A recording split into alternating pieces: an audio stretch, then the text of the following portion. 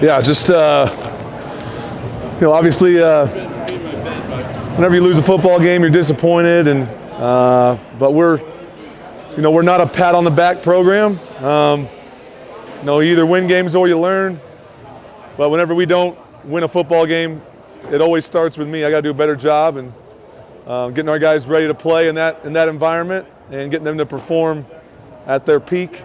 So if you're looking at anybody, it should start with me first and foremost. I got to do a better job getting them ready. But man, I thought our guys played hard tonight. Thought the defense was tremendous. Offense put them in some bad spots all night. That's a really good offensive unit.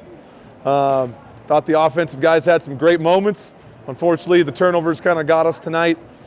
But Montana State's a great football team. Coach Vigen's a great coach. They got a great staff with great players, and that's why they're ranked as high as they are and where they are right now. And we got to keep looking at our program and how to get to be able to beat those teams and win this conference. And we're going to keep working hard to figure that out someday. But proud of this team, man. I just love coaching these guys. Excited to get back home, and fortunate we got one more football game and hopefully some more after that. Yeah, you can't create that environment at home. You got to live it. And like we talked about with him, he's going to get better every time he experiences something new.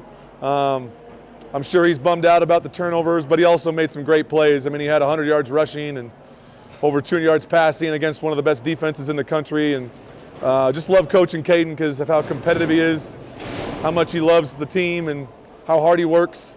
If he keeps doing that, he can do some great things, and I expect him to be a guy that can win a championship here, and I know we all do. Yeah, it starts with Coach Coombs and the defensive staff.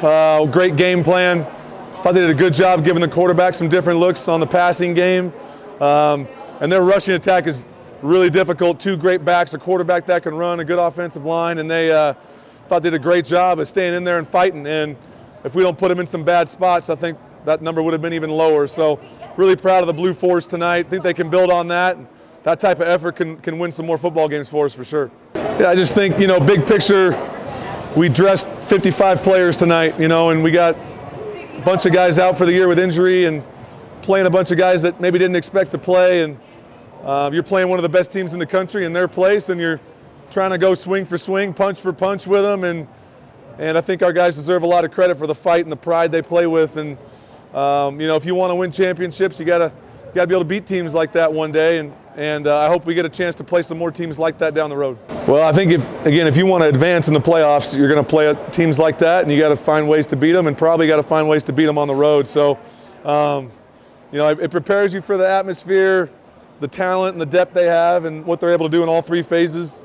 Most playoff teams are going to have that type of outfit. So, again, we're fortunate we got another football game that we can try and get better, and we're not really thinking about what's after that. We come back from this one, correct everything on Monday, and then get ready for our last game. I think they're disappointed. Our goal every year is to win the Big Sky and to beat our rivals, and 2 years in a row now we just fell a little bit short to these guys, and so I think they're just disappointed. You put in a lot of work. You want to be able to achieve your goals, but still got a chance to achieve our other goal, which is beat our rivals and hopefully earn a way to keep playing some more football games.